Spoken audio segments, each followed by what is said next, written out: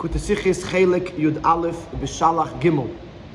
This Sikha is a Siyum on Mesechta Eiruvin.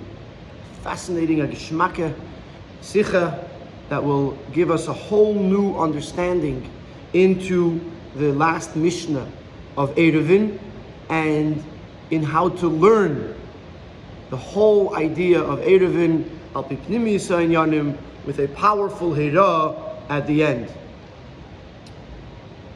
The way the Sikha is structured is that first it brings in an earlier Mishnah on the topic of Tchumen, which is what from this week's Parsha, and only later do we get to the Siyum. So I'm going to do a little bit different than we usually do. I'm going to briefly tell you about the last Mishnah in Mesechta Eiruvin, and then we'll learn in the order of the Sikha. The Mishnah, in the end of Eiruvin, the last Mishnah of Perek Yud, ends about a sheretz shenimtza b'mikdash.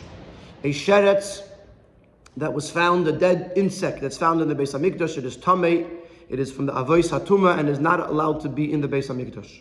It must be removed. The question is how to remove it. So there's a machlokes. According to Rabbi Yochanan ben Broike, moitziyoi behem yoinoi. You take it out with the gartel, the belt of the kohen that was one of the bigdei kahuna. That gets you pick up the sheretz with a gartel, with a belt, and you take it out of the Beis HaMikdash. Even though the gartel will become tamei, because begadim become tamei from an av hatuma. Nevertheless, we want to get it out of the Beis HaMikdash as soon as possible. We cannot prolong the tumah. The second opinion of the Mishnah, which is Rabbi Yehuda, says you take it out bitzvas shel eitz.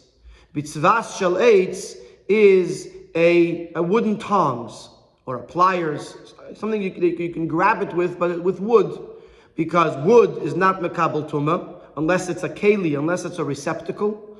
And this, in other words, it has a hollow, a receiving space, and the tzvas does not have, it's not a receptacle, and therefore it is not, and if it's wood, it's not mekabel tuma, and even though it means it'll stay there longer until they could find the tzvas shel eitz, nevertheless, we'd rather prolong the tuma than increase the tuma. At the end of that Mishnah, Reb Shimon makes a statement. Reb Shimon says, Kol makom she'yitiru lecha chachamim le'yitiru lecha ela mishlcha. That whenever Chachamim said something is mutter, it's only because it's already yours. Because the only things that they were matir to you, that they permitted to you, was a shvus. Shvus literally means to rest on Shabbos, and shvus usually refers to something that was prohibited by the Chachamim, something that's asur midrabanan, something that is not av melacha, but it's something that the Chachamim said that what has to be done as part of Tishbos, as part of the mitzvah of resting on Shabbos. And this became considered, termed shvus. So Shimon says, anything that they've said is mutter is only really a shvus, only something that's midrabanan. So that's a Shimon's statement, which is somewhat enigmatic, because we don't know what is he actually saying, what is its practical application, and what is its connection to this Mishnah. And in truth, the Gemara actually addresses this question. The Gemara asks, what is Reb Shimon telling us? And the Gemara says that Reb Shimon is addressing two statements from earlier in the Mesechta. One statement is on the topic of Tchumen. Tchumen refers to the idea, the concept, the halacha, that a person is not allowed to go outside, to walk beyond his living space, which could include the entire city that he's living in. But then, once he goes outside of the city limits, he has only 2,000 amas that he's allowed to go, and then he's not allowed to go any further on Shabbos.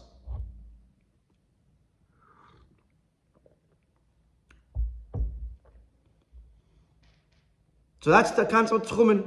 If a person knows before Shabbos he's going to have to travel more, he can make an aid of Tchumen, which means he goes to almost 2,000 amas and sets up food over there, and he extends his living space beyond the actual city, so he could travel or take a walk further on Shabbos than the 2,000 amma.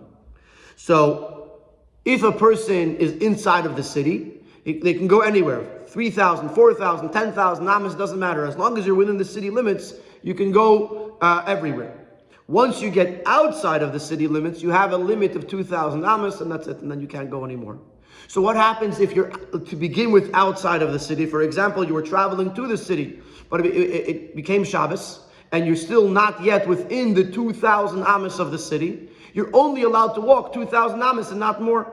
So if, let's say, you're 3,000 amas away from the city, you can walk 2,000 amas, which will put you 1,000 amas away from the city, but you can't go into the city on Shabbos because you're outside of the tchum. And the city is outside of your tchum. So the Mishnah, a Mishnah in Perek Daled, which is the Mishnah that we're going to talk about in this Sikha, says what happens if somebody, if it got dark on them, he's right outside 2,002 amas away from the city, 2,010 amas away from the city, right outside of the Tchum Shabbos marker, and it became dark outside. It became Shabbos. So the Tanna Kama says it's too bad. You can't go in because you only have 2,000 amas, and therefore you can go until the city, but till 2,000 amas from where you are, but you can't go into the city. Reb Shimon argues, and he says that up to 15 amas away from the 2,000, you're still allowed to go into the city. Why? Because the markers, the people that would survey the space and count the amas and put down the marker of where the end of the 2,000 amas is, knowing that people are not exact and might walk too far, they pull back the marker a little bit. So really the next 15 amas are really within the 2,000 because it's just like a buffer zone that they're being careful. And therefore, if you're within 15 amas of the marker, according to Reb Shimon, you're allowed to go all the way into the city. And once you're in the city, the whole city is yours. And the Gemara says that to explain that opinion, Reb Shimon says over here, that the Chachamim permitted it to you because it's already yours. Since those 15 amas are really within the tchum, it's really not usher in the first place. It's just something that was prohibited as a precaution, and therefore you're allowed to go in. We're being matir to you something that's already yours.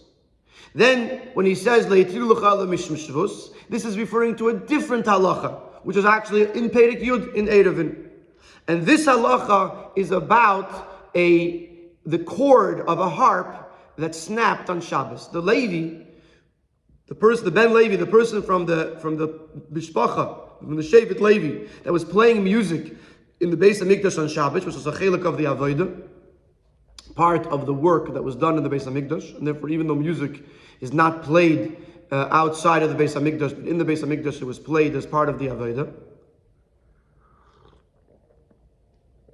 And while he's playing, the cord breaks, the string of the harp, it snaps. So the Tanna Kama says you're allowed to retie, even though tying is a malacha. And if it's a kasha shel kayama, if it's a permanent knot, it is an isur mid'eiraisa. Nevertheless, for this avodah, the Beis HaMikdash, it's okay. Now, the Tanna Kama is referring to the fact that you're not having in mind that it's going to stay permanently, so it's not a kasha shel kayama, and therefore it's not an isur mid'eiraisa. And for the sake of the Beis HaMikdash, the work in Beis HaMikdash, it's okay. Rabbi Shimon argues and says, no, oinva, you're allowed to make a bow. You're allowed to make a slip knot, a non-permanent knot, a knot that can never be permanent. Because he says, Chachamim were not matir something that could lead to a isur chiyuv chatos. Tying a regular knot, it might become a permanent knot, and that's a chiyuv, that's a isur mid'eiraisa, and the Chachamim were matir that. And that's what he means in the end of in the last Mishnah, that only if there is a prohibition, midrabanan, can the Chachamim come and say, okay, it's mutter. But if it's an isur mid'eiraisa, Chachamim are not matir it. And therefore, he holds you cannot tie the string, you can only make a bow or a slip knot.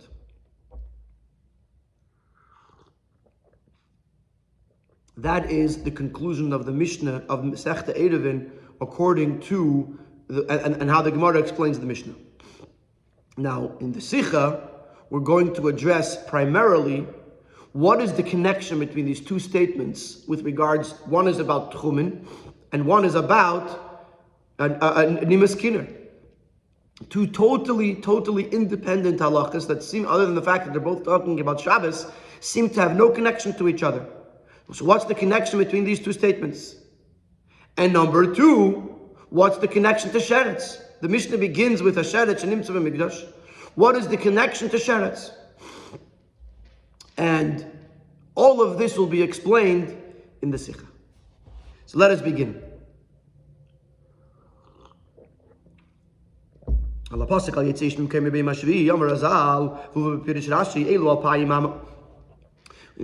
in Parshas Beshalach it says that there's not going to be any mon on Shabbos, and nobody should go out of their place, out of their space on the seventh day. Come Chazal and tell us in the Gourarie in Eiruvin, and it's also brought down in Rashi on the pasuk that what's the place? Where are you not allowed to go out of? This is referring to the 2,000 amas of a person's space, which is Tchum Shabbos. This is the pasuk from which we learn that a person is not allowed to go out of to be more than 2,000 amas beyond the city limits. With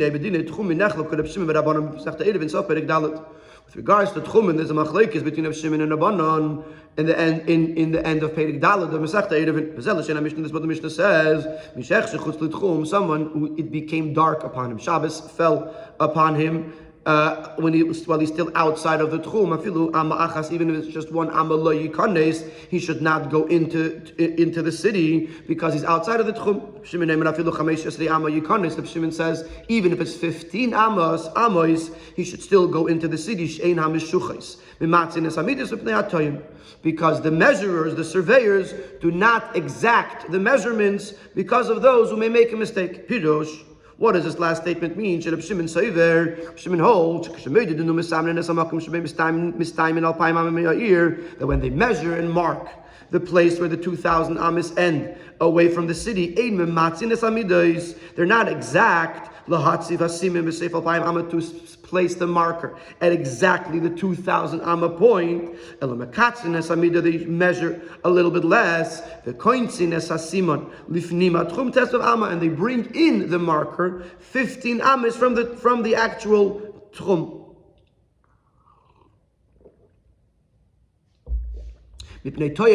Because of those who may make a mistake. They don't recognize where the marker is. And sometimes will go further. They're taking a walk on Shabbos. 2,000 amas is not that much to walk.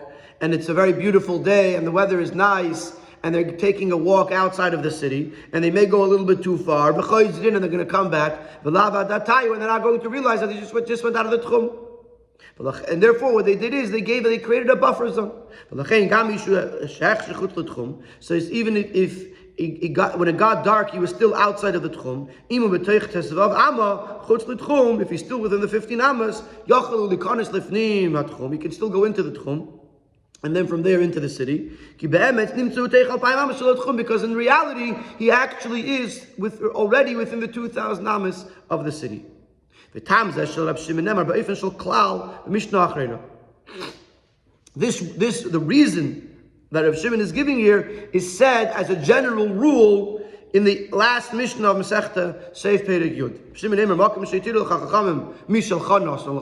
Shimon says that those places where the Chachamim permitted it, they were permitting that which is already yours. They were giving you that which is yours. They were only matir that which is a shvus, that which is a midrabanan. The Gemara explains on that Mishnah. In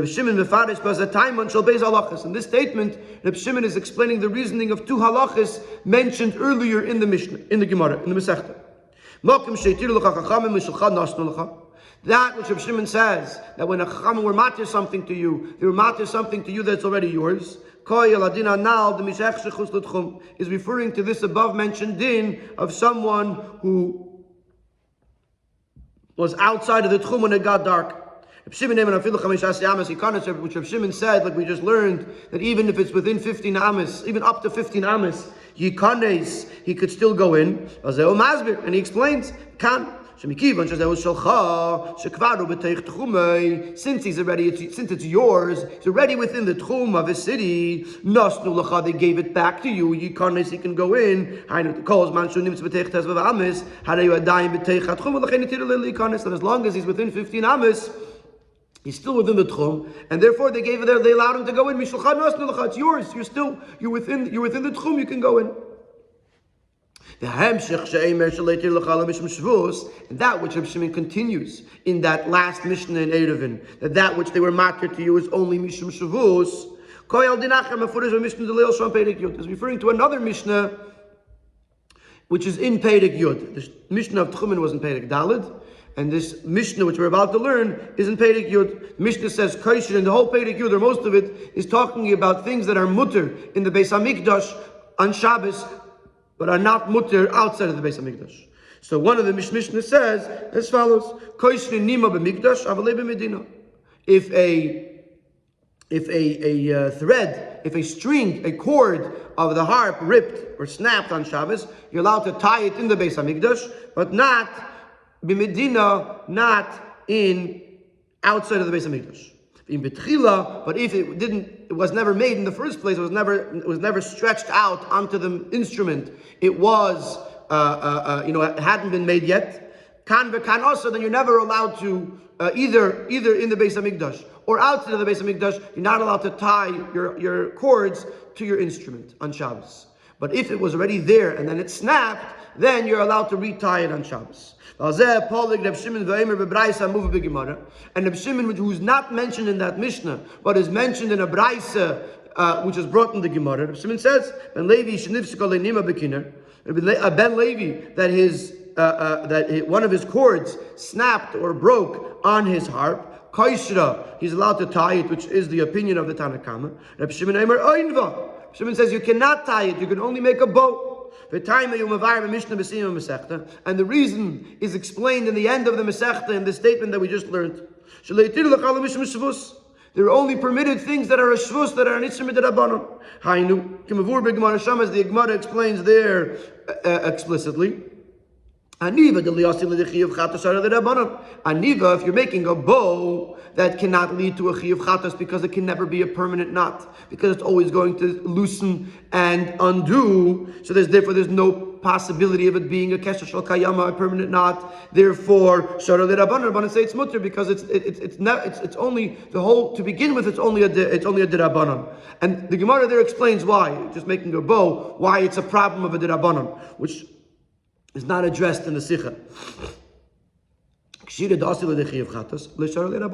But tying a knot, which could become a permanent knot, you might leave it there, and then it becomes a permanent knot, this would lead to a chiyuv chatas, because you're not allowed to make a kesha shel kayama on Shabbos, therefore l'shara l'Rabbanan.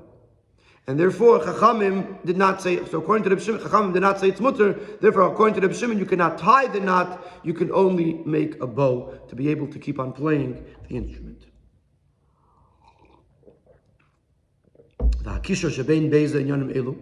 What's the connection between these two ideas? The story, the halacha of Tchum Shabbos and the halacha of tying or making a bow on a harp. Pirush Rashi explains, V'hachi ka'amar Reb Shimon, the Tanakama. This is what Reb Shimon is telling the Tanakama. Even though I was lenient with regards to the person that was outside of the tchum when it became dark, that I allowed him to go into the city. Nevertheless, I am more stringent when it comes to the cord of the harp. Over there by the tchumin, they were giving to you what's already yours, and therefore I allowed him to go into the city because he's already within the tchum. But over here by the nimiskinner, by the harp, they only allow a d'Rabbanan, and making a full-fledged knot on a harp could lead to a d'Oraisa. So don't ask me why I'm makel over here and machmer over here, because each one has its own set of circumstances. So according to Rashi, and according to the way which is how we just learned that Mishnah and the Gemara that explains it is that there's two separate statements of Reb Shimon. Statement number one, the Chachamim only permitted that which is already yours, and that's referring to Tchumen. And there's a second statement which is and that's a second statement referring to the situation of the Nimas Kinner Shanifseka, the broken chord on the harp. Tosfos Kasav, Tosfos phrases it a little bit differently. Tosfos also agrees with Rashi that we're addressing these two halachas. That's how the Gemara explains it. However, Tosfos doesn't see the Mishnah as two separate things referring to two separate halachas. Tosfos sees it as one general idea that lends understanding to both halachas. Tosfos Kasav, the Hasam Lav Kuluhu, that if you're going to say, why are you being makel by Tchumen and Machmer by Nimas Kinner, it says not a kula. Ela mishlucha nasna lacha. They're giving it to you that which they're not being lenient to say go inside. They're saying it's already mutter. V'gam kan lei nasna lacha ela mishlucha. And also over here by the Nimas Kinner, by the cord of the harp that broke, they're also giving you that which was already yours. They're giving you the allowance, the permissibility to tie a bow, because that is be'etzem mutter. And therefore, it's not a kula and a chumrah. It's, what are we doing here? Is it something that's inherently mutter? Then you can do it. You can tie a bow and you can go into the city when you got stuck outside the tchum within 15 amas. But if you were further than 15 amas, or for that matter to make a knot, a regular knot, you can't do that because it's not mishalcha, because it's an issa deraisa. In other words, according to Tosfos, it's not two separate ideas referring to two separate halachas. It's one connected idea, that the reason why it's mishalcha is because it's a shvus. Because it's already yours, and it's only asr midrabanan.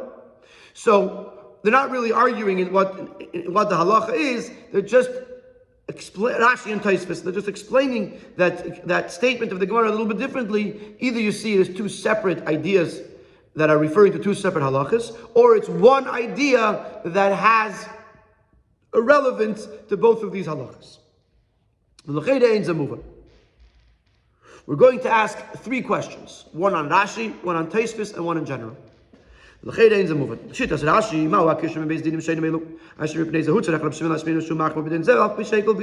the connection between these two halachas? That because of that, Reb Shimon feels forced to explain why he's mekel in one, he's lenient in one, and he's stringent in the other.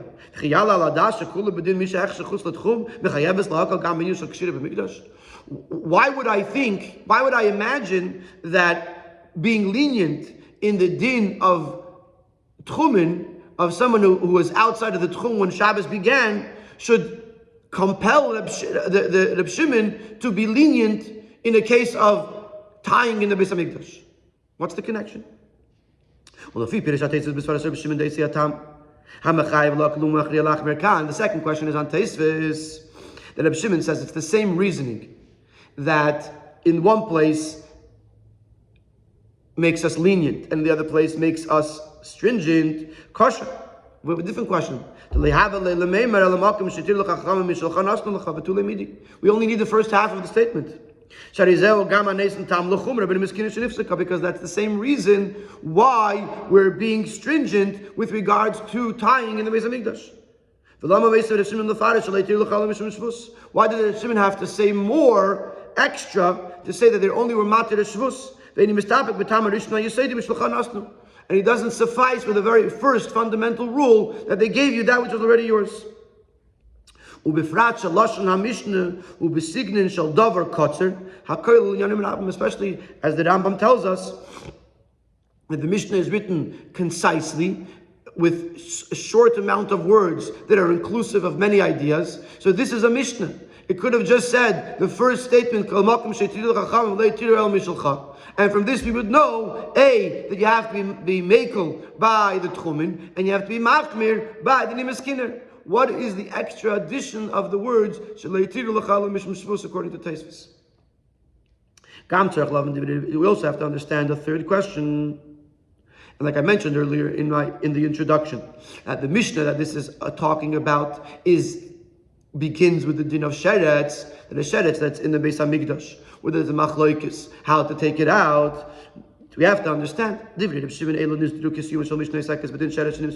words of Reb Shimon are arranged as the end of the Mishnah that is talking about the din of a sheretz, an insect that was found in the Beis Hamikdash.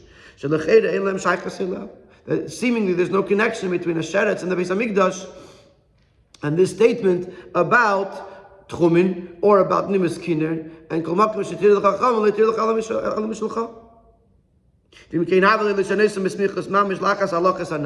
So this rule of Rabbi Shimon should have been in Perek Dalet next to the tchumin, or earlier in Perek Yud next to the din of nimis kiner. This rule of Rabbi Shimon belongs next to the halachas that is coming to explain. Or at least, if you're putting it at the very end of the Mesechta, at least in a separate Mishnah, separate from the sheretz. Seemingly there's no connection. Like the Rabbi says in the Ara 11, that the division of Mishnahs is precise. The way the Mishnahs were broken down is exact. And the fact that, sometimes the Gemara refers to a Reisha and a Seifa, the fact that one thing is a Reisha and a Seifa and not in both in the same Mishnah, or something else is divided into two separate Mishnahs, is also part of our understanding of the Mishnah. So the question is, the fact that it's in the same Mishnah means that there must be some sort of connection, and the question is, what is that connection? So number one, according to Rashi, what's the connection between Tchumen and Shabbos, Tchumen and Nimis Kiner?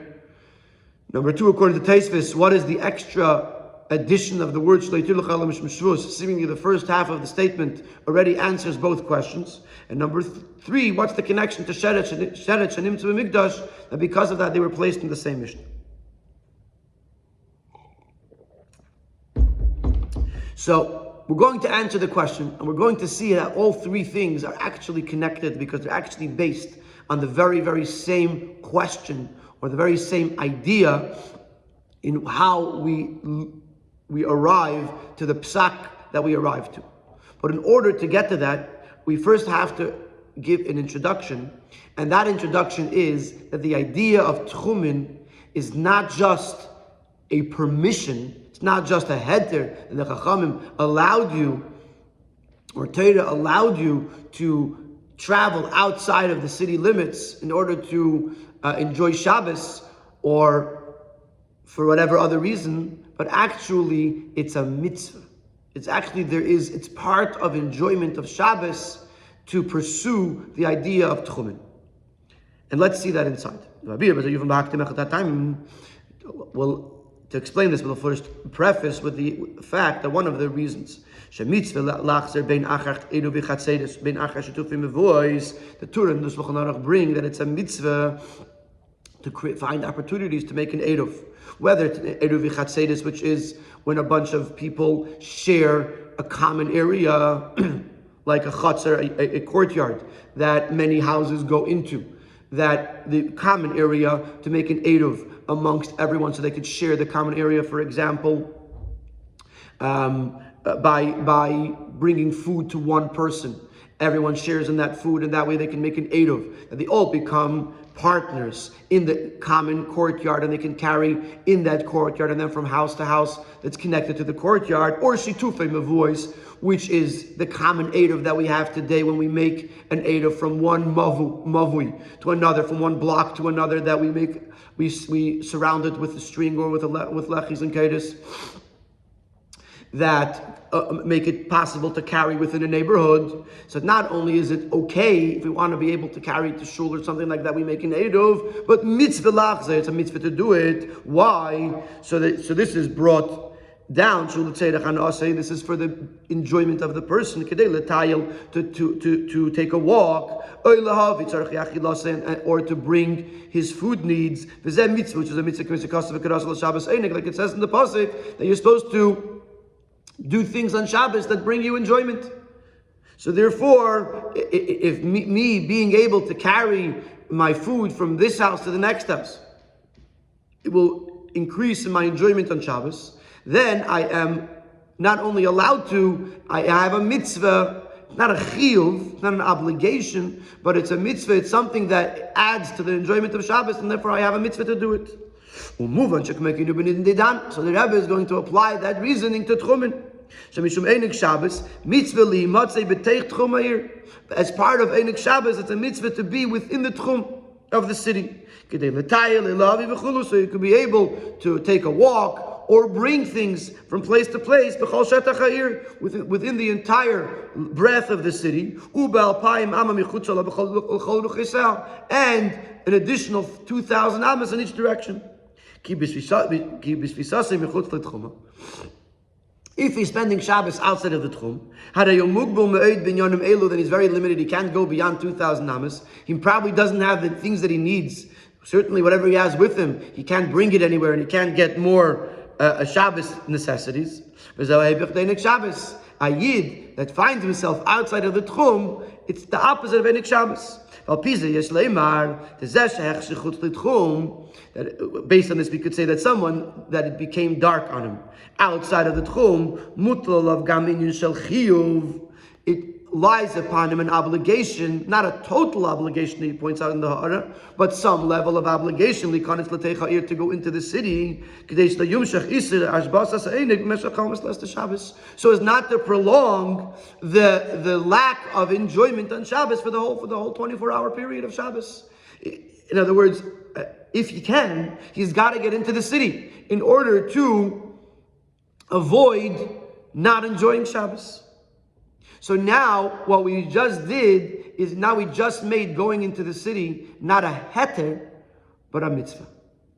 And based on that, the question is going to be, how far, how deep does this chiyuv go?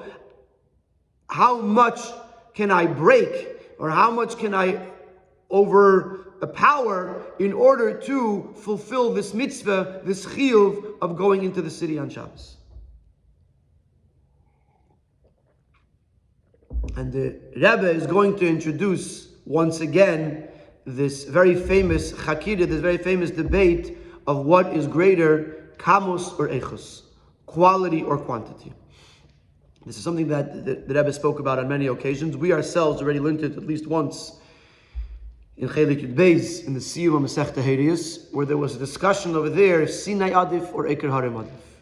Sinai refers to someone whose knowledge of Torah, in the length and the breadth of Torah, is across the entire Torah. He knows, he has this encyclopedic knowledge that he knows all aspects of Torah, like Sinai. Like Torah, the whole Torah comes from Sinai. So he's a Sinai. He knows everything.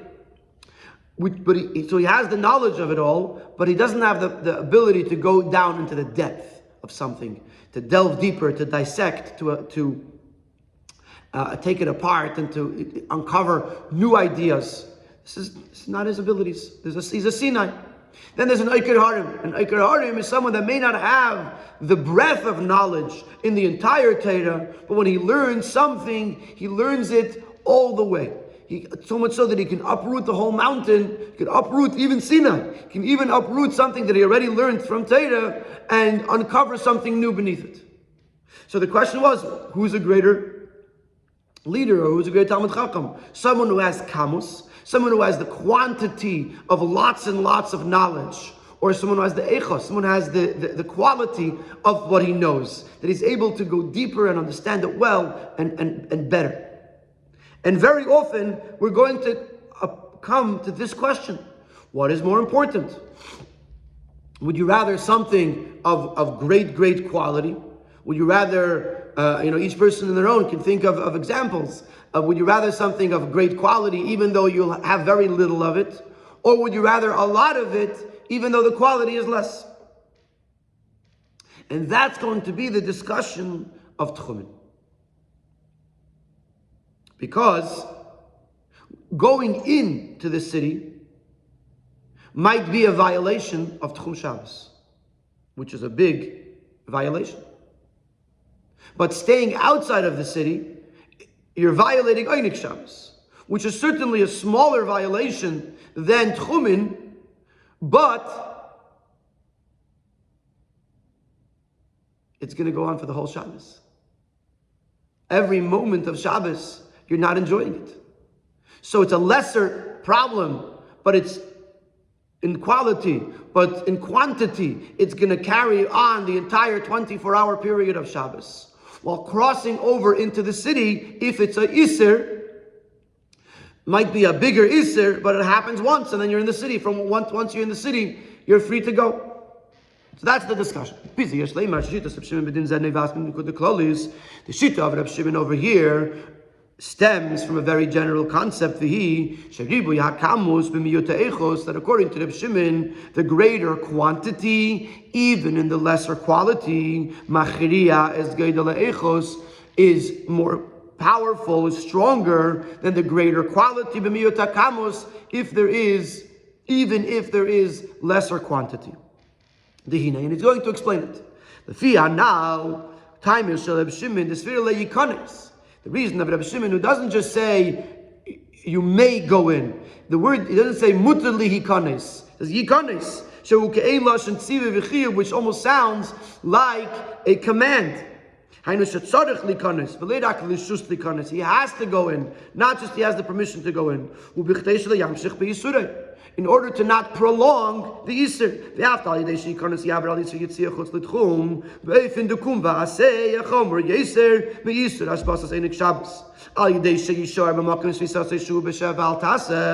Even though going into the city might be transgressing, going outside of the Tchum. And here he's doing something. Kum va'aseh means he's actively doing something. He's getting up and he's going in, which is certainly more stringent than not enjoying Shabbos, because that is just a passive thing. It's shev al tasa. Not actually doing something. He's just sitting and not moving. So kum va'aseh is certainly something that is more stringent than a shev al tasa, than passively doing nothing. Because that, so even though going into the city, crossing over the Tchum, is a more stringent Isser than sitting and doing nothing outside of the Tchum, even though it means not enjoying Shabbos properly. Because the Sefer Reb Shimon she'yikanes, nevertheless Reb Shimon holds he should go in. Because when going into the city, he's only transgressing in the moment of the entry. But when he stays outside the Tchum, this is an Isser that continues in every moment that he's there. And the quantity of the many Isurim that he would be doing over the course of Shabbos by not enjoying Shabbos overrides the Eichos, the quality of the one Isser that he'll do by crossing over into the city. So this is Reb Shimon's opinion, being that to go into the city is a mitzvah of Einik Shabbos. So therefore we see two things. On the one hand, there is a larger Isser, a greater Isser, more stringent Isser, but it would happen once. Or there's a less stringent Isser that would happen constantly the whole Shabbos. Reb Shimon holds that the kamus, the quantity, overrides the quality, and therefore it's a bigger problem to stay and keep on doing Yisurim a whole Shabbos. And he says you can't just go in, cross over into the city, do this passable Isser just once. That way you won't be doing the Isser the whole Shabbos. Now, the time is Reb Shimon. Now that we understand that the reasoning behind this opinion of Reb Shimon is because he holds that kamus, quantity, overrides quality. Now we can understand the connection between these two ideas that he said, that Reb Shimon said, explaining these two halachas. Haklal, the rule of Makim Shetiru L'Chachamim Mishulchan Asnu L'cha, that when the Chachamim gave you a heter, it was already your own, which is referring to the din of Tchumen. And the rule that only a Shvus is mutter, which is referring to the din of the Nimas Kinner, the cord of the harp that snapped on Shabbos. The two ways to fix the kinner is kshira v'aniva, is either to tie it or to make a bow.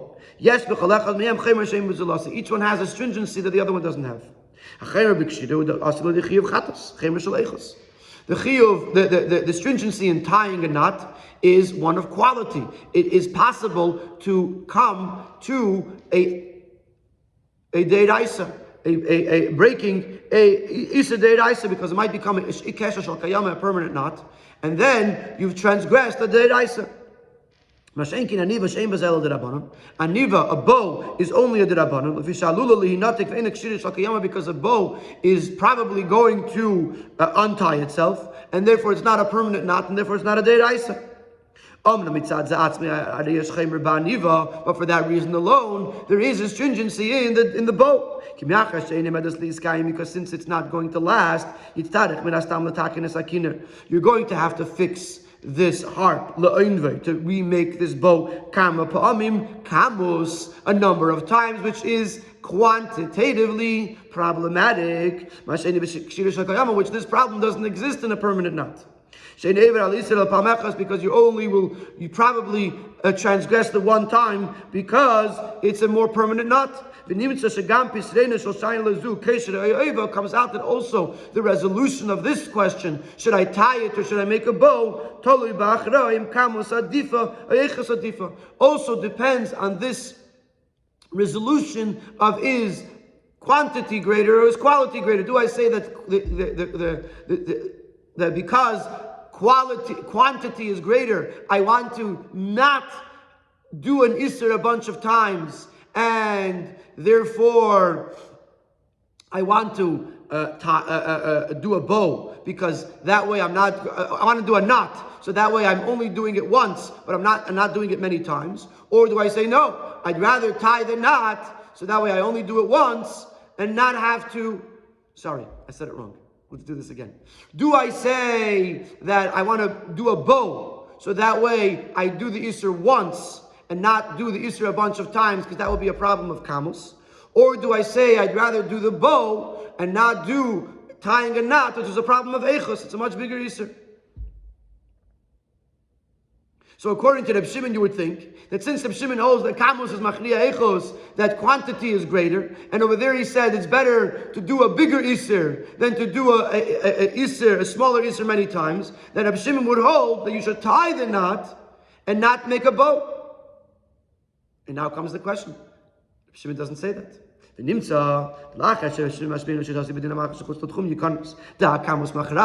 Reb Shimon tells us that you should go into the tchum, because he holds that Kamus is stronger, and therefore he doesn't want it to be over an Isser a bunch of times during the duration of Shabbos. As we would think, that also when it comes to the Nimas Kiner, he should want you to make a real knot, hamuetes bekamus, which is lesser isurim in quantity, and not to make a bow, which is going to make more isurim in quantity. So that's you would think. Therefore, Reb Shimon comes to negate this concept, this thought, by telling us even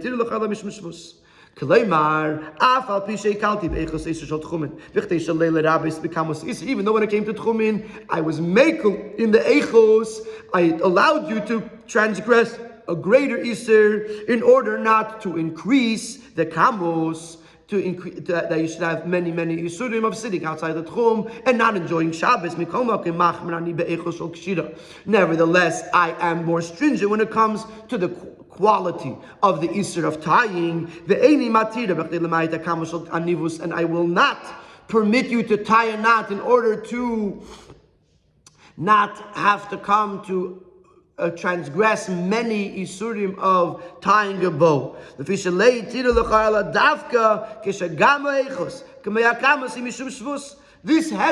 of kamus machriya echos only works when both the kamus and the echos are shvus.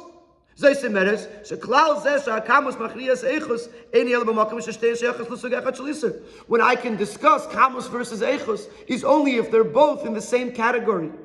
Either Besuk Issa Deiraisa, either they're both a Deiraisa, or Besuk Issa Derabanan, or they're both a Derabanan, then I could say they're both coming from the same category. Which one overrides the other. Kamos or echos, quantity or quality. Mashenki betikun akiner. Shein bekeiches aribi akamos danivish midrabanon lachrias echos oksiris asel deiraisa. But when it comes to the kiner, to the harp, aniva is a derabanon. Kshira is a deiraisa. So now you're not just comparing kamus and echos. You're comparing a deiraisa and a derabanon. Over here, kamus derabanon cannot be machriya and echos deiraisa. And on the contrary, the quality, the intensity of the iser, the iraisa, is more powerful than the quantity that's midrabanan. Because iraisa is stronger than the rabbanon. So when did I say kamus machriya echos? When I was talking about two rabbanons. Iser tchumen is midrabanan, and ashbasa seinik Shabbos is also a derabanan. So one's a kumva say, one's a sheval tasa. One is not a chiyuv gomor. So one is a stronger issue, one is a lesser issue, but one is longer, one is more prolonged, one is less prolonged. So I can discuss kamus and echos, and Shmuel knows kamus machriya echos, and I'd rather not have many isurim, even though they're smaller, than have one big isur. And therefore he says you should go into the city, do one big isur, rather than doing many small isur. But when it comes to the Dimas Kinner, over here it's a question of a Deiraisa versus the Dirabanan. Over here I say no, over here I say the Echos of the Deiraisa is stronger, and therefore he says you cannot make a knot on Shabbos because it might lead you to a Chi of Chatas, and only by a Shvus do I discuss Kamos Mechriya Echos. The Raya Loza, and to bring a Raya to this idea that Kamos Mechriya Echos only works when it's a Deiraisa versus a Deiraisa, or a Derabanan versus a Derabanan, and not by a Deiraisa versus a Derabanan. We'll bring a raya from the Alter Rebbe Shulchan Aruch. Because the Alter Rebbe Shulchan Aruch says like this: if there's a chayla that's in danger and he needs meat, shechten like on Shabbos, you let it shecht it. They name him nachilenu nevela sheyiser lav, ve'al nachal of a Shabbos sheyiser skila. And don't say, oh, let's give him non-kosher meat of a nevela, which is a iser lav, it's a iser of malchus, versus shechting, which is an iser skila on Shabbos. Shabbos nevela, even al kol kazayis v'kazayis. Masha'en kein b'shchita, ein ha'yisar l'iser echad, afal pisho chamor. Because when it comes to nevela, if it's non-kosher meat, and every kazayis that this chayla has to eat, he's being over an iser, even though he's allowed to, because pikuach nefesh is doicha. Is doicha the isser of nevela, so he's allowed to eat the nevela, but every single kazayis is an isser. Masha'enkin shchita, it's one isser, even though it's an isser skila, it's one isser, and therefore we'd rather do one big isser than many small isserim. So here you see again kamos machriya echos, that therefore we tell the yid to shech the be'ema, so that we which is one big iser, rather than being over many small isurim of eating many kazesim of a nevel. So you see kamos machriya echos. But the Alter Rebbe continues, if you need to boil wine, Yemala Yisrael, then the Yid should fill up the pot, the Yecham Kusi, but the Goy should turn on the fire. Because if the Goy boils the water, what Isser is there? It's Isser of Stam Yenam. It's Isser of a Goy handling wine, which is an Isser Midrabanon. So if the Yid is going to light the fire, then it's one big Isser, but it's an Isser Midrabanon. If the Goy lights the fire, then every Revius, let's say, the Yid who's drinking it is being over an Isser, but it's an Isser Midrabanon. So here it's not just a Kamos versus Eichos, it's a Eiraisa versus a Derabanan, and he paskins that it's better to be over on a Derabanan, even though there's many Yisurim, than to be over on a Deraisa, which is one. And therefore the Alter Rebbe paskins that the Goy should light the fire. Harei mefurish, shedavke kamusei shel ha'isur denevela, shel de'iraisa, harei yaribui b'chamir tfei meichas ha'isur skila shel schita b'Shabbos. So we see clearly that only the quantity of an isur de'iraisa is more powerful than the isur, than the echos of the Isur Skila, and therefore we say let the Yid shecht rather than have the Yid eat many kazesim of a nevela. Sheiki bisa shel stam yenim shel derabanan shegam ifanu b'ribei akamus ki yisei b'choshti ushtia machriya ha'echos deiraisa es ribei akamus derabanan. But when it comes to stam yenim, which is a derabanan, even though also over there is a larger quantity of isurim, because the Yid is drinking, every time he drinks, every sip is an Isra of Stam Yenom. Nevertheless, the Eichos of a Deiraisa overrides the Kamos of the Rabbanon, and we say better that the Goy should light the fire and the Yid should not do this bigger Isra Deiraisa. So this is a raya that even though we say that Kamos is Machriya Eichos, nevertheless, that is only when they're both within the same category, even though they're both derabbanans, like in the case of the tchumen, or they're both deiraisis, like in the case of the shchita on Shabbos for the chayla. But if one is a deiraisa, one is a derabbanan, then you say that the echos of the deiraisa is machriya, even the kamus of the derabbanan. And now,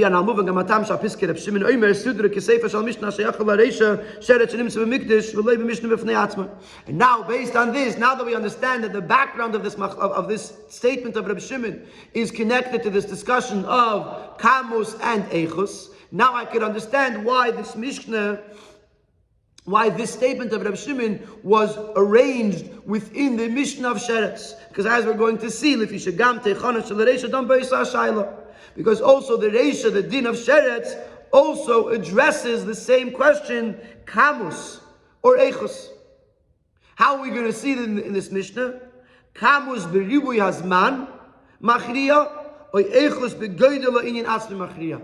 Do I say that quantity by prolonging the time of the Isser is greater, or is a greater problem? Or do I say that the intensity, the quality of the Isser, by making the Isser greater, more of it, that's more of a problem? This is now here we're going to introduce the actual Mishnah, which I shared in the beginning of this shiur. But here is the words of the Mishnah from the Mishnah itself. Sheretz was found in the Beis HaMikdash, a dead insect that is from the Avois Hatuma. So the Tanakama says it's a Birchanam and Breka, Moitziyei behem yoinoi. You take it out with your gartel. The Kohen takes it out with his belt. Shalela hashhais esatuma. In order not to prolong the tumah in the Beis HaMikdash, which means even though the belt itself will be makabel tumah, will become tamei, nevertheless, every moment that this sheretz is in the mikdash is a problem, and the first thing we want to do is take the sheretz out, regardless of what's going to happen to the beged. Rabbi Yehuda says no, you don't right away take it out with a gartel, which is the first thing that's handy, but you go and you find the wooden tongs, so as not to increase the tumah. Because if you grab it with the gartel, with a belt, then the belt is going to become tummy. Then you're adding more tumah, you're making more tumah. That's called eichos. By increasing the tumah, the quality of the tumah becomes greater. So Yehuda says, I don't want to do that. I'd rather wait an extra hour, whatever time it takes, to find a wooden tongs. A wood is a wooden that's not a keli, that's not a receptacle, is not makabel tumah, and therefore nothing else will become tumah. So Rabbi Yochanan ben Breka is concerned about prolonging the time that the tumah is in the Beis HaMikdash, which is the idea of quantity, that every moment that it's in the Beis HaMikdash, there's more and more tumah in the Beis HaMikdash. Rabbi Yehuda is more concerned about the quality of increasing the tumah, that more things will become tumah. And the reasonings, the logic of their argument is the Marsav Ashuya Tumah Kamus Adif, that Rabbi Yochanan ben Breka holds that the bigger issue here is the prolonging of tumah, which is the idea of kamus, of quantity. And the second opinion, that of Rabbi Yehuda, holds that the bigger problem here would be the quality of the isser by increasing the tumah, and therefore he says wait for a tzvas shel eitz. So since both Rabbi Yochanan ben Bereika and Rabbi Yehuda are arguing about kamos and echos, therefore comes Reb Shimon, who also based his halacha of tchumen on his sack of tchumen that yikonis, on the hachrah, on the resolution of kamos is more powerful than echos, overrides echos. Therefore, he says to Reb Shimon, therefore Reb Shimon says, in this Mishnah that we're discussing, Kamos and Echos, this idea of which is his Psak in Erev in the Kamos Machni Echos. And once he says that, he says, however, when I'm saying that, when do I say that? Is only if they're both a Deiraisa, they're both a Derabanan. If they're both a Shvus. But if one is a Deiraisa, one is a Derabanan, then the Echos of the Deiraisa is Machriya, the Kamos of the Derabanan. Ad Kan is part 1 of the Sikha. Now, in Ois Hey, we're going to go into the Pnimis Ha'inyanim. And based on that, it's going to help us understand another explanation in why Reb Shimon holds that Yikones, that the person should go back into the city even if he's outside of the Tchum.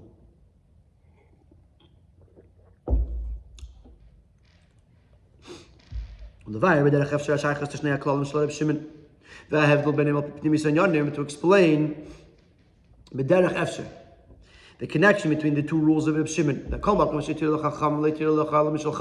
Whenever the Chacham will matter something, they will matter something that's already yours. And the klal that that they will only matter something that's a shvus. What is the difference between the two? What is the connection between the two? And the difference between the two? And based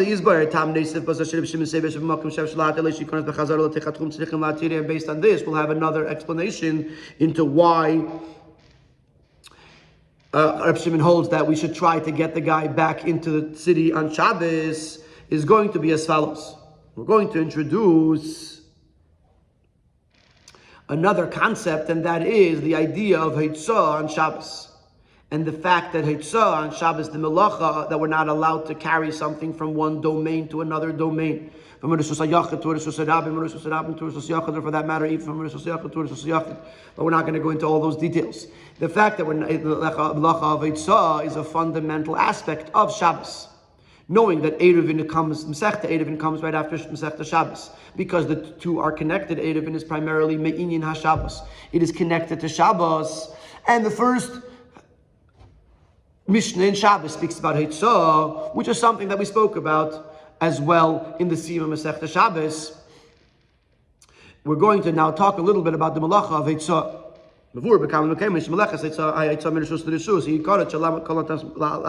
Is explained in numerous places that the Malacha of Heitzah, the prohibition to carry something from one domain to another domain, is a fundamental Malacha. That is the Iker, that is the primary of all of the 39 malachas that are prohibited on Shabbos. There's a medrash that says, there was a heretic that asked Rebbe Akiva, if, as you say, that Hashem keeps the Shabbos, then he shouldn't blow the wind, he shouldn't make the rain fall, he shouldn't make the grass grow. In other words, all of these things that happen in the world, the Eibishter is doing it. And if the Eibishter is observing Shabbos, how can all these things happen on Shabbos? So Rebbe Akiva answered with a mashal from an Eruv and from carrying from one Rishus to Rishus. He says that just that in your own rishus, you're allowed to carry, in your own house, you're allowed to carry from room to room. And if there's an Eruv, you're allowed to carry anywhere within the Eruv. Kach kol ha'olam shaleihu. So too says Rebbe Akiva to this apikeres, that the whole world belongs to the Eibishter, and therefore he can do whatever he wants. And right away is a major question. Rebbe Akiva is only answering why the Eibishter can carry from one rishus to another rishus. All the other malachas are not dependent on carrying from rishus to rishus. Just because you have an Eruv doesn't mean you can cook on Shabbos. Chas v'shalom. So what's Rabbi Kiva saying? He's asking a question, how does the Eibusher do all these malachas? And he says because there's a native, or because the whole world is the Eibusher's rishus. And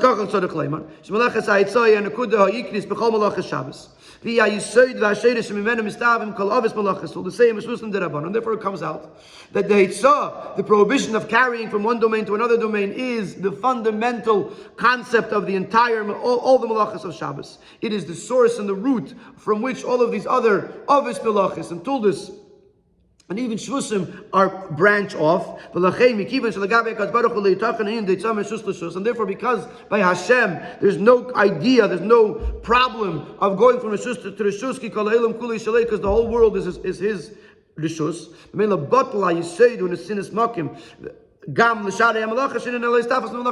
therefore, once by the Eibishter, there's no problem of going from Rishus to Rishus, because the whole world is his Rishus. There also is no problem of doing any other malacha, because all the other malachas are only, so to speak, are only aser because Hitzah is aser, which we're going to explain. So from this we see that Hitzah is a fundamental and primary malacha, that all the other malachas are an offshoot of Hitzah. And this also explains why the Mesechta Shabbos begins with the Malacha of Hitzah, Yitzias HaShabbos Taim Shein Arba, where he talks about Hitzah. Avsh Malacha Zu Menuya B'Seif Kala B'Malachas B'Perek Zayin. Even though Malachas Hitzah is listed as the last of the Lametes Malachas in Perek Zayin of Mesechta Shabbos. And then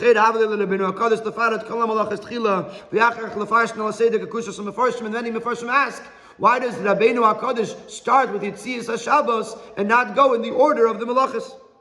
And the reason is because Yitzias HaShabbos, Hitzah, carrying from domain to domain, is the foundation and the basis of all the malachas of Shabbos. And that's why Rabbi Akiva uses that to the min to answer his question, and that's why Mesechta Shabbos begins with the Isser of Hitzah.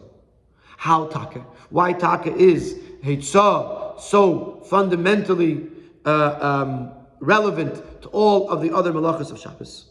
So now he's going to explain it al pi pnimis enyanim al pi chassidus. The idea of Shabbos is that Shabbos is for the Eibishter. In other words, Yom Tov hu chesed lavai v'chesed lachem. Yom Tov, it's explained in the Gemara, is part for Hashem and part for us. In other words, we also have to enjoy Yom Tov. The Shabbos kula Hashem. Shabbos is all for the Eibishter.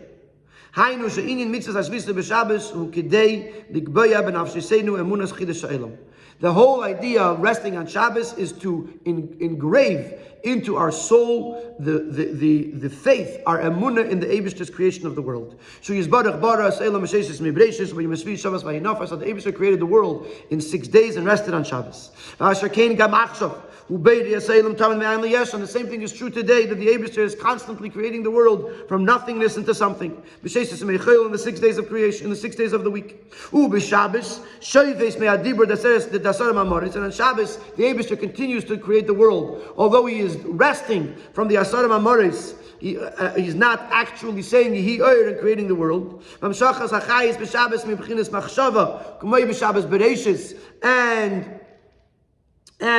the chayis of the world, the energy of the world, is coming from the machshava, from the Eibishter's level of machshava, not from his dibur. But still, the Eibishter is constantly involved in bringing the world into being.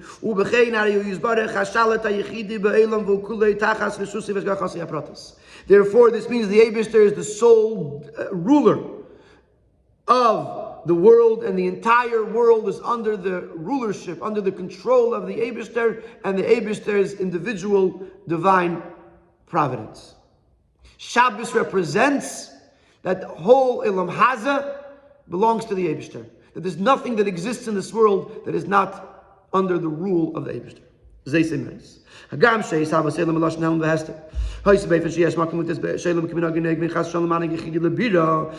though the way the Eibishter created the world comes from the word helem, concealment, that the truth is concealed, and the world was created in a way that it could seem that there isn't only one dominant ruler to the world. That it looks like there's two domains, two rulers to the world. There's the domain of holiness and goodness, and the domain of tumah and evil and bad.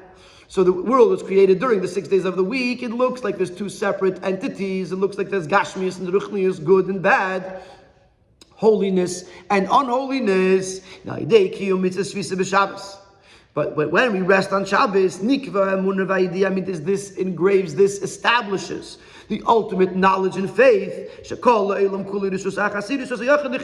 the whole world is one rishus.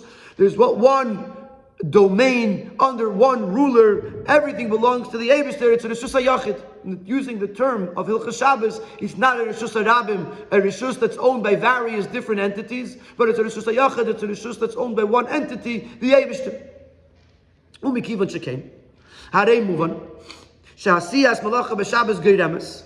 now that I understand that Shabbos, what Shabbos does, Shabbos is here to establish the fact that there's only one Rishus HaYachid, the only one domain, the Rishus of the Eibishter. Comes out that if somebody violates the Shabbos, if someone does a malacha on Shabbos, number one, it weakens his amunah in the Eibishter as the creator of the world and that everything belongs to the Eibishter. This intensifies the concealment and the mistake, that one could think that there's actually two different domains, which is, in other words, when you do a malacha, when a person does a malacha on Shabbos, he's recreating the mistaken idea, but the idea that there's two domains. You're taking the world out of Rishus HaYachid, out of the domain of the Eibishter, and bringing it into Rishus HaRabim, into a public domain. So it comes out that all the Lamates Malachas are doing the same thing. You're taking the world out of the Eibishter's Rishus and bringing it into this mistaken imagination that there's more than one Rishus, there's a Rishus HaRabim. So even when it comes to any other malacha of cooking on Shabbos, by being Mechalel Shabbos, you're basically recreating the myth that there's two Rishuyos. You're being Moitzi min Rishus HaYachid and Rishus HaRabim. And therefore Haitzah is the most fundamental aspect of Shabbos, because the whole idea of Shabbos is Rishus HaYachid. And this explains Rabbi Akiva's answer.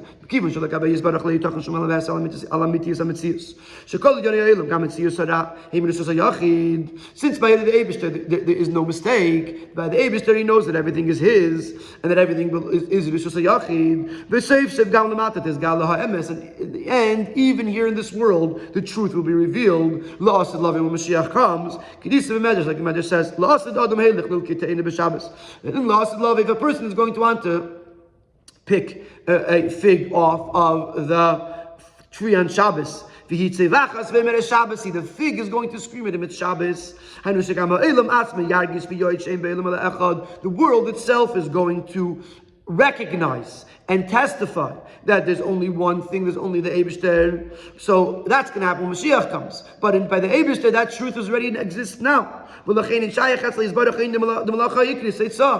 Eibishter can never violate Eitzah. And therefore the Eibishter can never violate anything that is an offshoot of Eitzah. Any other malacha.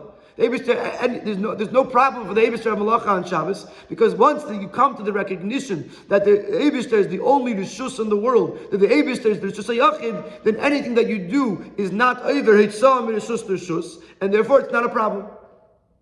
So for the Eibishter, there's no issue of doing other malachas on Shabbos, because anyway, it's not a violation of Eitzah and Rishus to Rishus, because by the Eibishter there is only one Rishus, and therefore that was Rabbi Akiva's answer to the mean, I believe it was Turnus Rufus, who asked this question on the Eibishter. So now we've established this idea that the whole purpose of Shabbos is to proclaim that the whole world, not like the way it looks, that there is divisiveness in the world. There's the Rishus of Kedusha and there's the Rishus of Hebech Kedusha, but rather the Shabbos proclaims that the whole world is Rishus HaYachid. Now, once we understand this klal, we can understand that there's various different levels in fulfilling this idea on Shabbos.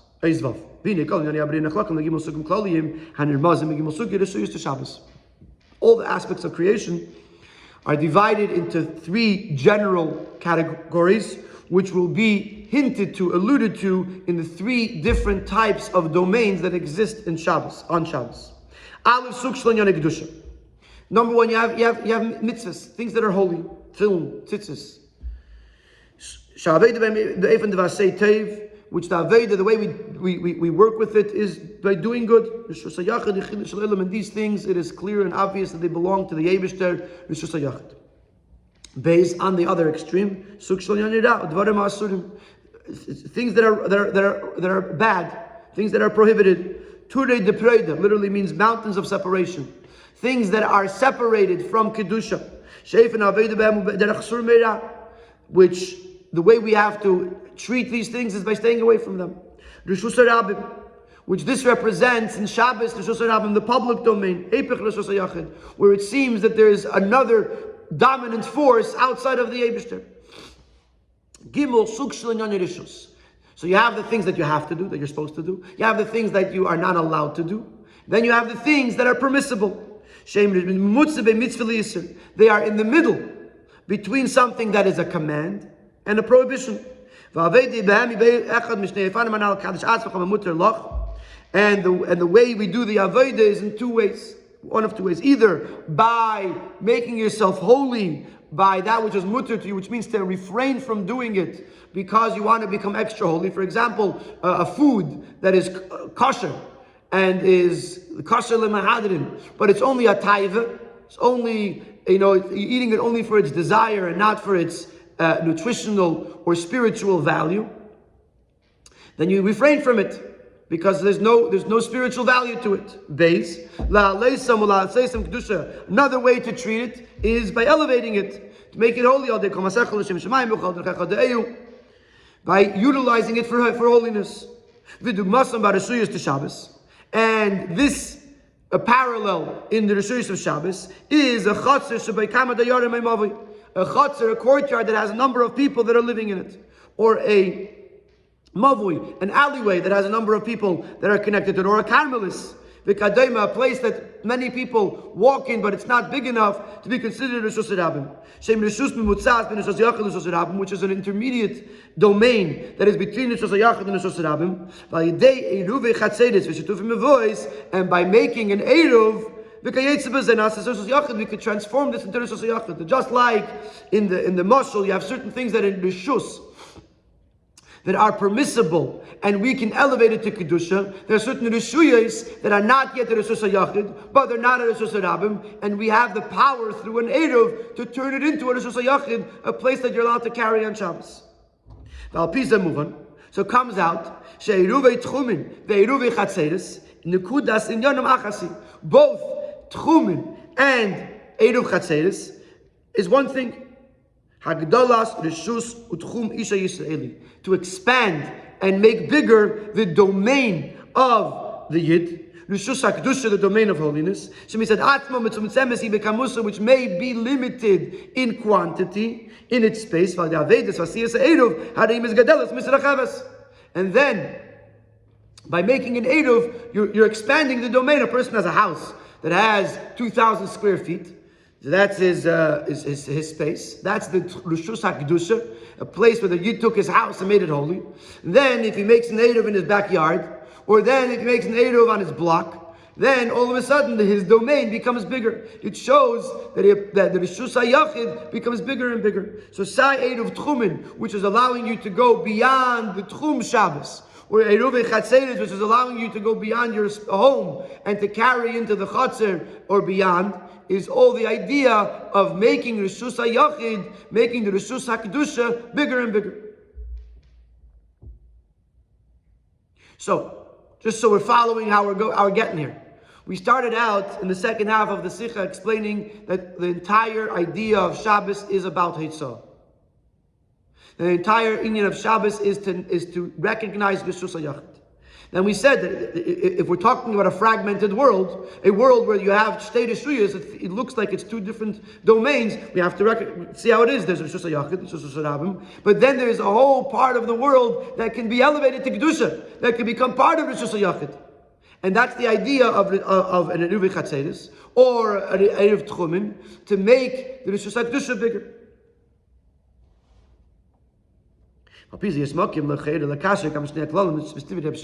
So according to this, we can now connect the two rules, the two general ideas that Reb Shimon taught.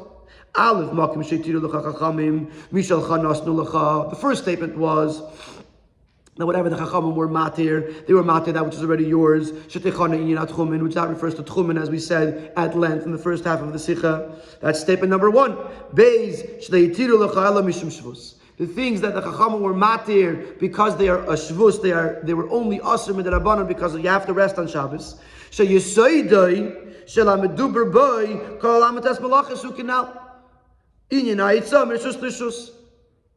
Even though specifically Reb Shimon is talking over there about animus kinner, but in general he's talking about the malachas of Shabbos. That when it comes to malachas of Shabbos, that which they were matir shvus.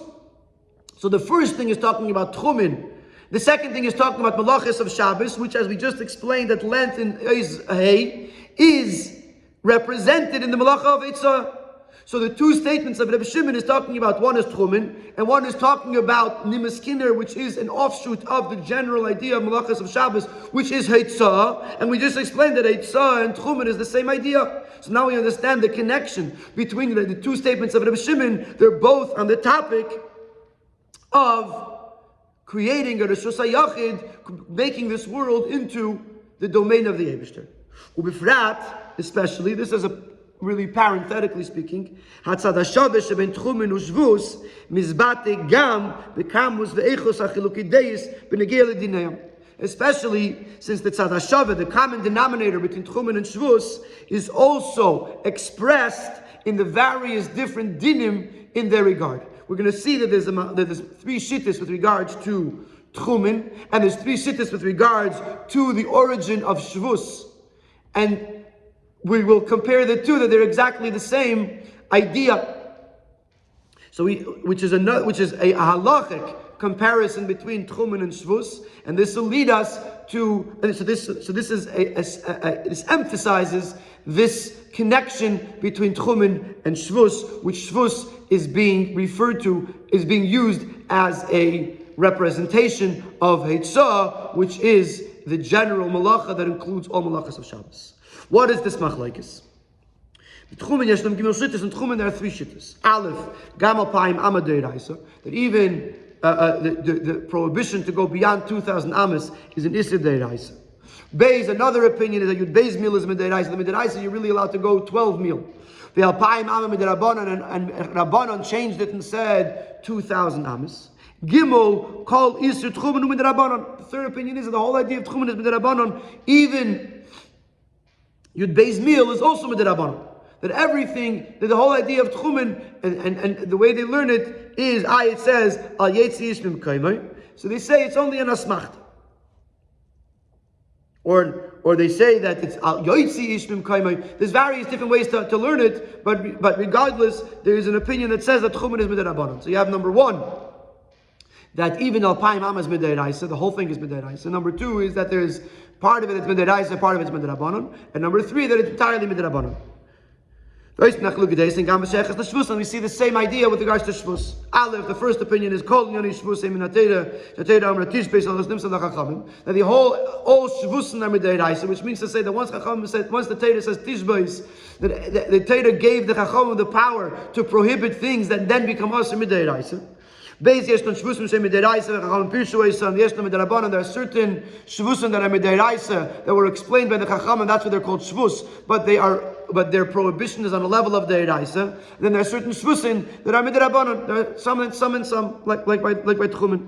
Gimel kol and shvus midirabanan. The third opinion is that all shvus is midrabanon. Mashkaza tishbes in el asmachta. The fact that it says tishbes is only an asmachta, which means it's only a support to what the Chachamim tell us of things that we shouldn't do on Shabbos, but they are not asur mid'oraisa. So just like we say totally mid'oraisa, partially mid'oraisa, partially midrabanon, totally midrabanon, we see the same thing in Shvus, that there's opinion that says totally mid'oraisa. Some say some midrabanon, some midrabanon, and some say totally midrabanon. So this is another support to the similarity between Tchumen and Shvus, which is the Malachas of Shabbos.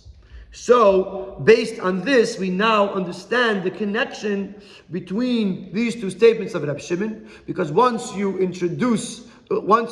about Heitzah, once you're talking about any Malacha of Shabbos, it's connected to Heitzah, and Heitzah is connected to Tchumen because they're both the same concept, the concept of creating a bigger Reshus HaYachid, a bigger Reshus HaKedusha, and therefore Rabbi Shimon merges these two statements into the same Mishnah. So you think we're good? So first of all, we promised you in the beginning of Osei that we're going to explain why Rabbi Shimon holds that you can go into the city, which we didn't get to yet. How does this affect Reb Shimon's psak? But also, we're going to go the other way. We're going to go backwards now.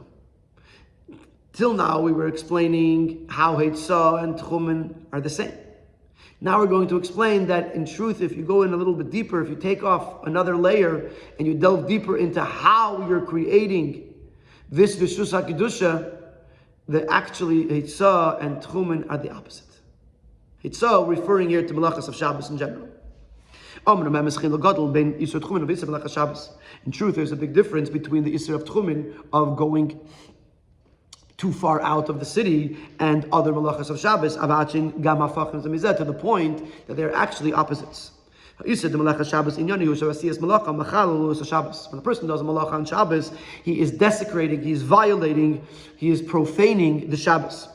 Which means, you use the word mechalal, chilul, Shabbos, he creates a void, an emptiness within Shabbos, and therefore the holiness of Shabbos is profaned. Which means that by doing malacha on Shabbos, you are injecting into Shabbos a negative thing. Machnis klipa b'Shabbos, he's bringing in klippus into Shabbos. However, when a person goes out into the tchum, it's not bringing something into Shabbos. He's taking the Shabbos with him to the klipa.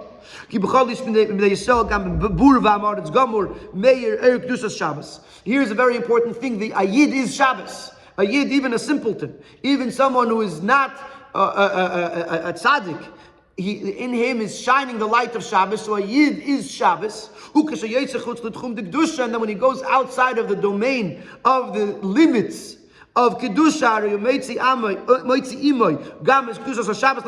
he takes Shabbos with him into Klippa.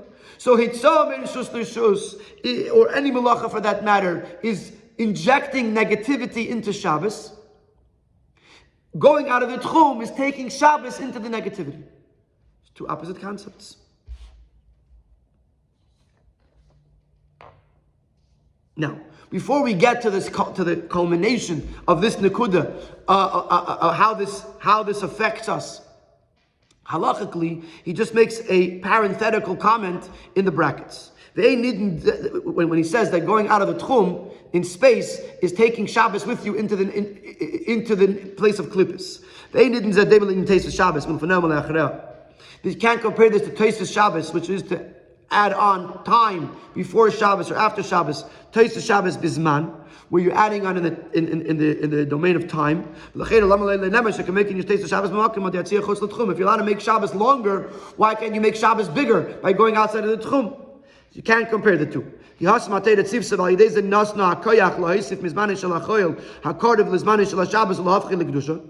there Torah commands you to do so, and therefore gives you the koyach that you could add on time-wise to Shabbos.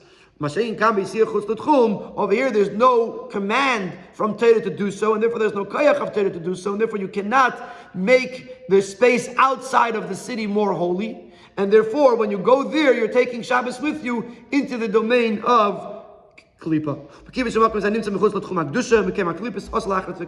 And since this outside of the Tchum finds itself in the domain of Klipos, you're not allowed to take Shabbos and go there with it. So now that I understand the difference between Shabbos, between Melechas Shabbos and Tchumen, the Melechas Shabbos is you're injecting Klipa into Shabbos. But going outside of the Tchum, you're taking Shabbos with you into the domain of Klipa. Umikivan shekein, harimuvan sheisura shalayitzia chutz l'tchum nimshech kol zman sheyasei sham. Therefore, when you go outside of the Tchum, every moment that you're there, the problem continues. The prohibition to go outside of the Tchum is not that one moment that you're crossing out over the Tchum. The act of leaving the Tchum. The result of it is the problem. He's outside of the domain of Kedusha. It's a place that is bound and connected to Klipa. Based on this, this explains much more gishmak, the explanation of Shittas Reb Shimon Yikones, the Shita of Reb Shimon who says you got to go back into the city. Should be imutter Yikones, that if it's permissible to go in,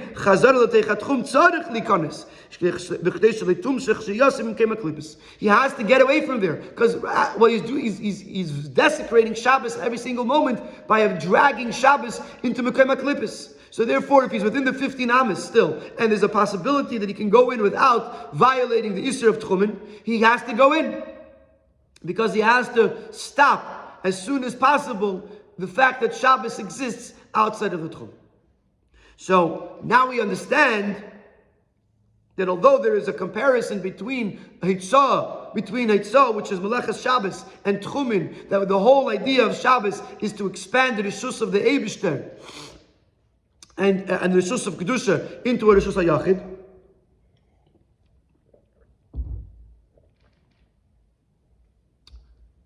There is further difference. That's that when it comes to certain malachas of Shabbos, we're not being matir to do them because, although Chilul Shabbos is a problem, but nevertheless, at least you're in the domain of Kedusha.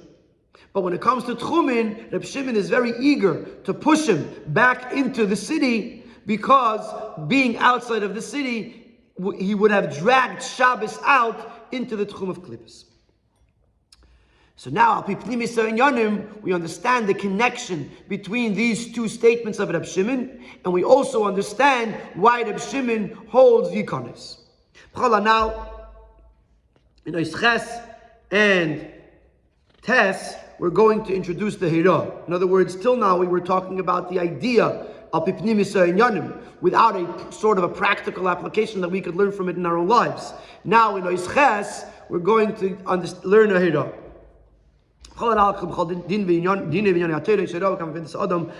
This brings a Hira.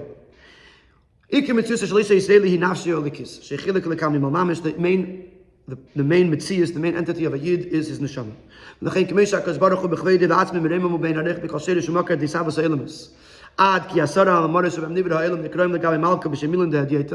the Eibishter inherently is far removed and aloof from the world, so much so that the Asara Mamoris are considered simple words, mundane words, with regards to the Eibishter himself. So to a Yid who has and is a neshama, is inherently far removed from the world. However, the Torah tells him to go to work, so he's far removed from the world. The only reason why we go to work is because the Eibishter told us to. And also in this, when going to work, is also the way we do it is the way the Eibishter does it. Just like the Eibishter had to contract himself in order to create the world. So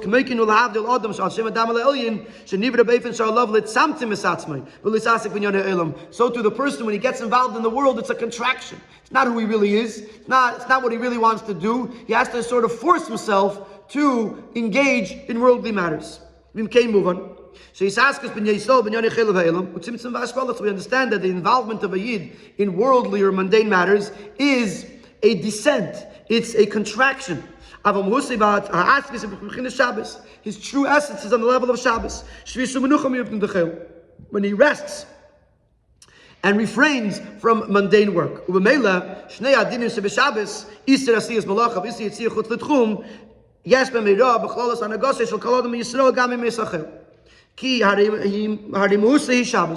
So therefore, inherently a person wants to stay away from malacha. He only does malacha because he has to. But when he does malacha, meaning being involved in worldly matters, and when he does so only to the extent that he has to. So now we could apply these two dinim on Shabbos, the prohibition to do malacha and the prohibition to go chutz l'tchum, affect the person in his day-to-day life, because the person is Shabbos. He said the siyas malacha b'Shabbos, inyoni banagas adam, hachnasas mili de'alma v'ubdin b'chayil, l'techmeiche v'sichlin. The parallel to doing malacha on Shabbos in the person is like taking malacha, taking worldly matters and injecting it into his brain. Even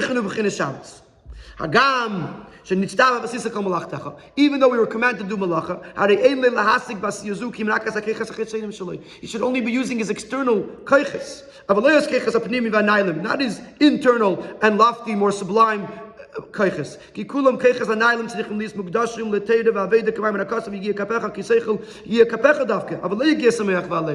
A person should engage his hands in doing his work, but his heart and his mind should be dedicated to the Eibishter, to holy things. So when a person uses his brain, uses his mind, and delves into worldly matters, it's just like doing malacha on Shabbos. Shabbos is his brain, his mind, and injecting or inserting worldly matters into your brain is like doing malacha on Shabbos.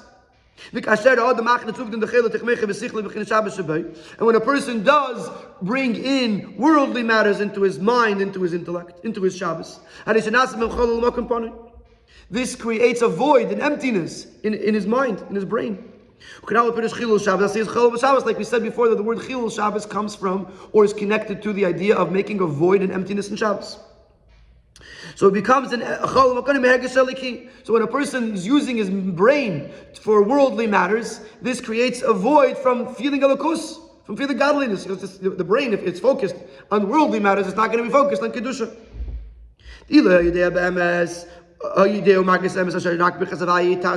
If he would acknowledge the truth that it's Eibishter's bracha that makes him wealthy,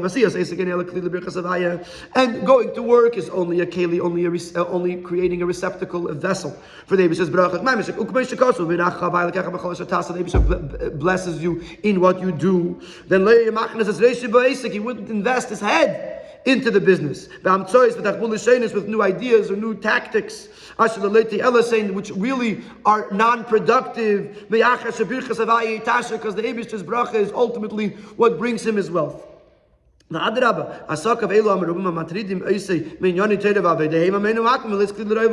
contrary, the fact that he is so involved in his worldly matters, this is distracting his brain, his mind, from getting involved in Torah v'Aveda, and therefore it's holding him back from receiving these extra brachas that he needs to become rich.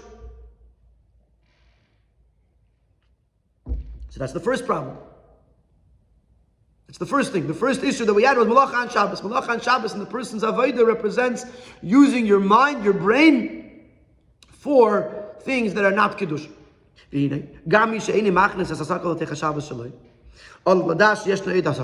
Even someone that is following this, does his business, his mind is in Kedusha and holiness. But there's another prohibition.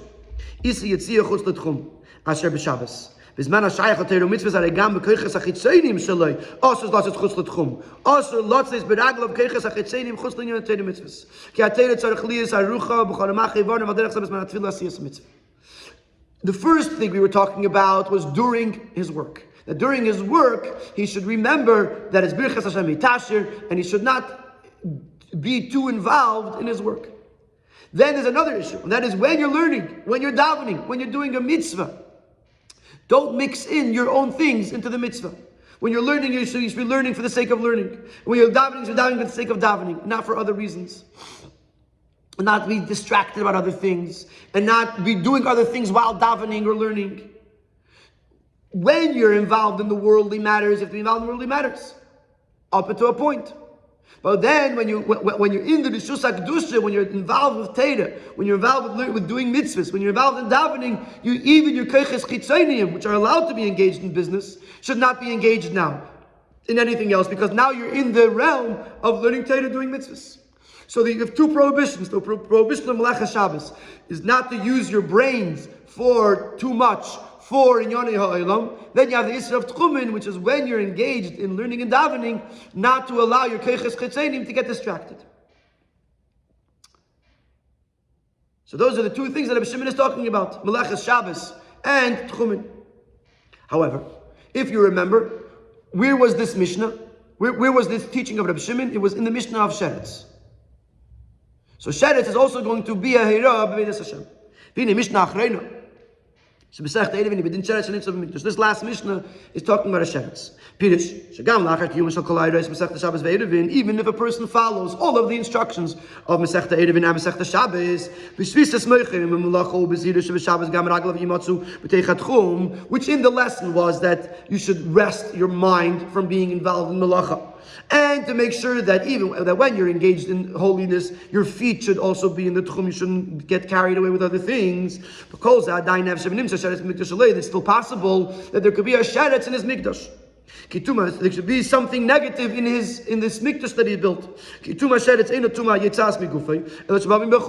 is something that comes. Tuma sheretz is something that comes from the outside.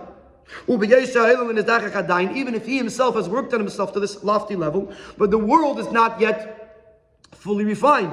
It's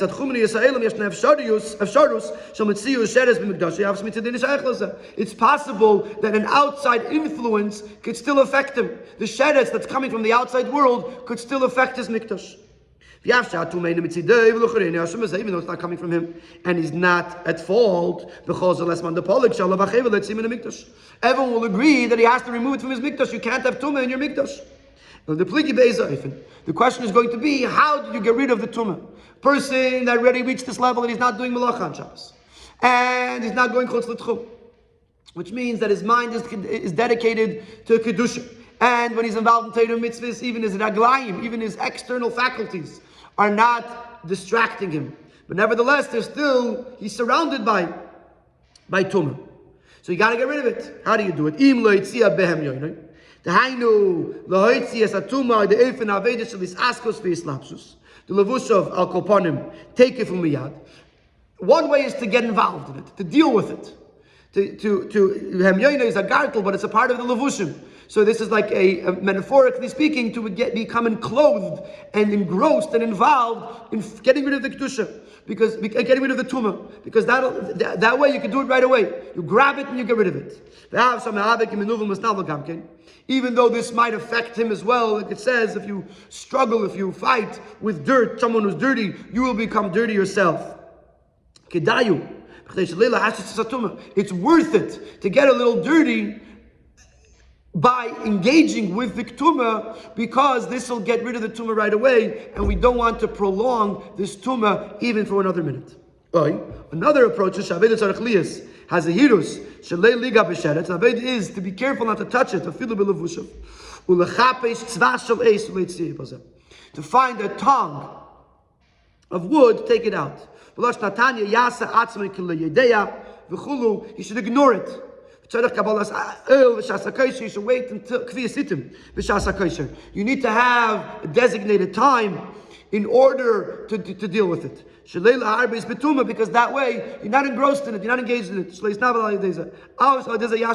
Even if it might take longer till you get there, what we don't want is for you to involve and engross yourself in the tumah.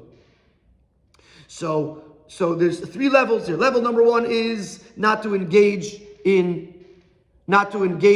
your brain in Yonei Ha'olam, in worldly matters. Number two, when you're involved in kedusha, even your raglayim, even your external faculties should be totally focused on what you're doing. Number three, if after everything you've done, you still encounter tumah in the world, you have to get rid of it. You have to get it out of your mikdash. And there's two ways to do so. Either by doing it right away, but that would mean dealing with it and sometimes involving with it, which may have an effect on you. Or another way is to postpone it, push it away, find the right time to do it, but that way you're ignoring it so it doesn't affect you negatively right away. Either way, especially now, that we find ourselves so close to the coming of Mashiach, and all of the kitzin, all of the ends have already completed. And now we're just waiting for tshuva, which happens in one instant, in one moment. And tshuva can transform Tommy into Torah. It is simple. That this is everyone's obligation and everyone's merit, privilege. To remove the spirit of tumah from the world, and to bring Moshiach b'karev mamish. With this, we complete an entire year of learning the Sichos together, and it is an incredible accomplishment. Mazel tov, mazel tov. I look forward to next week, to continuing on into the next Sefer of Chelek Tazayin, to learning together with you. Ayashar Kayach to each and every one of you who listened to the shiurim, who encouraged me and gave me the chizuk and the kayach to keep on doing this. I have gained tremendously from this past year, and I look forward to continue to grow together with you in the year to come. I just want to point out that the second half I was reading a little bit faster because, as I see on the clock, we went way over time, and there's so much more really to delve into the Sikha, but I wanted to finish in a normal time. I wasn't successful at that, but just so we understand, the Sikha began with understanding the Mishnah al Pindigla.